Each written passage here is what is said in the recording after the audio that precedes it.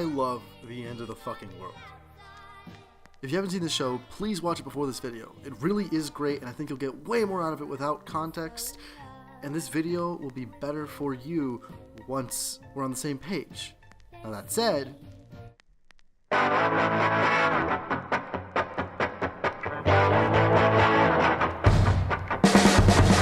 The End of the Fucking World is a 2017 dark British comedy series written by Charlie Covell, based on a comic of the same name by Charlie Forsman. Lots of Charlies on this show, except for, the one that matters. The show is great in that it takes the generally accepted story structure, tone, and aesthetic of the life and or existential depression affirming indie film and plays with it over the course of 8 22-minute episodes.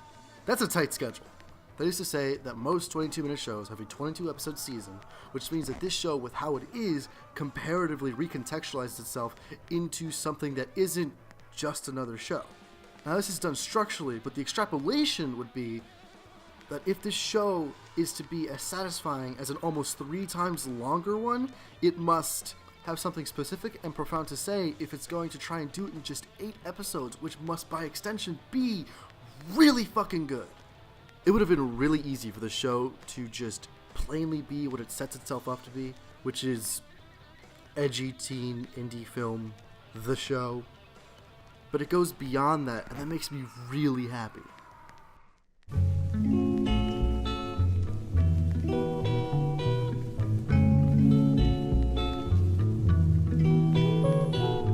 This show focuses on 2 teenagers, Alyssa and James, who ran away from home, the former to escape her idiot douche nozzle of an abusive stepdad, and the latter because he believes himself a psychopath who wants to upgrade from cats to cute, rebellious younger teens. Now, this premise is golden, not just because it sets up the characters' interaction and arcs perfectly, but because it doesn't actually tell you what's going to happen, and a lot of things that the premise sets up pay off, however not exactly as you'd expect.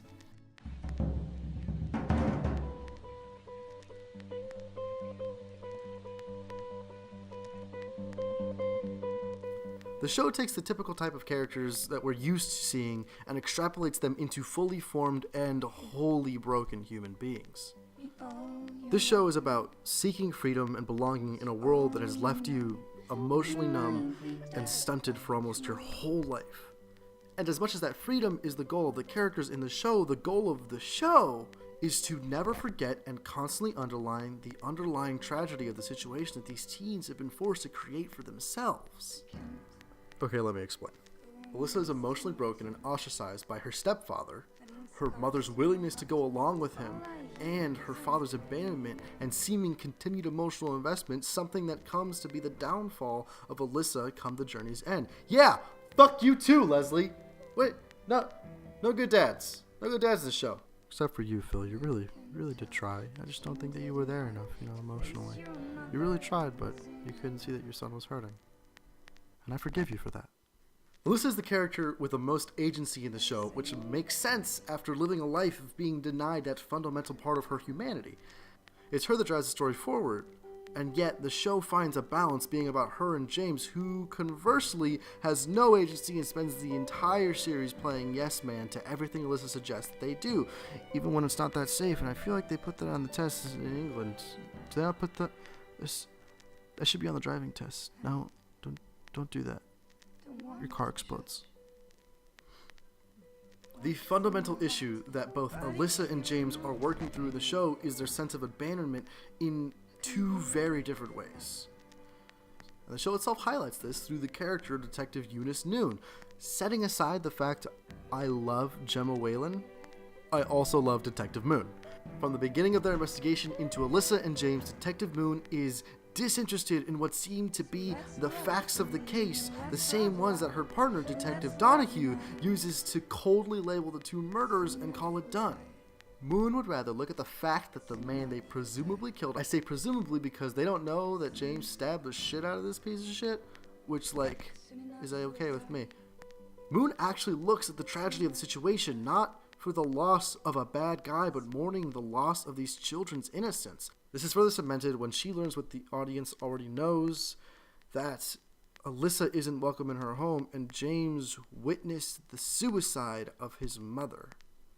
This is the part where I'm going to drop to black and white while I say some tortured words about the human propensity to love and heal and find ourselves not just in but through others. Now, this is going to seem like a downer for a hot second, but trust me, I'm going to try and bring this whole thing back around. So put 3 minutes on the clock. Let's go. I see your face at bus stops in Evergreen. I'm going to make a claim about the show that some people might not love, but this is my analysis. This show is not about Alyssa. Yes, she is the main character and has the most agency in the show, but ultimately her growth is different from James's. After she's been beaten down by the life that she had, and the life that she's always dreamed of with her dad isn't all it's cracked up to be. I repeat, fuck you, Leslie, he killed a dog! Throw this man into a dumpster fire because any responsible, caring adult would have tried harder and less selfishly to help the child that he abandoned, and by the looks of it, he still isn't learning anything. And this breaks Alyssa, but she doesn't grow. She sees this as just another reason that life sucks, and it's better to just leave. This is ultimately James's story. He is plagued by the witnessing of his mother's suicide, and this show is about that trauma. He was powerless to do anything then, and he's lived his life with that same passivity ever since. He's the one who has to grow and not just be pulled through life, and that's why it was him who had to make the sacrifice in the end. Alyssa challenges that passivity and apathy that has plagued him, giving him something to care about, and ultimately, die to protect.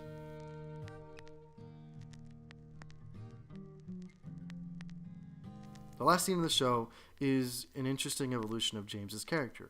His whole journey started with wanting to kill Alyssa, and by the end, the one person he has come to cherish is threatened by the actions of both of them, mind you. He has to save her because, and yes, this is a very obvious analogy, but saving Alyssa is saving his mother.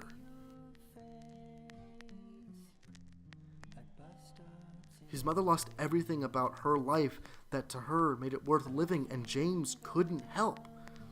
Now in Alyssa, the only other person he's ever loved is trying to run from her self-created end of the world, which he knows will ultimately lead in their either imprisonment or death. He makes a decision to save her in spite of himself, something he would no doubt go back and do for his mother, given the chance. And he is. And this isn't sad, it's a tragedy. And from this tragedy and sacrifice, James hopes that Alyssa can grow and evolve to love life as much as he loves her. His sacrifice, like every other action that every human has ever taken, is selfish. James loves Alyssa, and in this final moment of agency, he decides to save the person that he loves because he wants to. And in the end, I don't think I could have asked for a better evolution to this character, because James finally becomes what he vehemently denied being at the show's start. Human. Thanks for watching.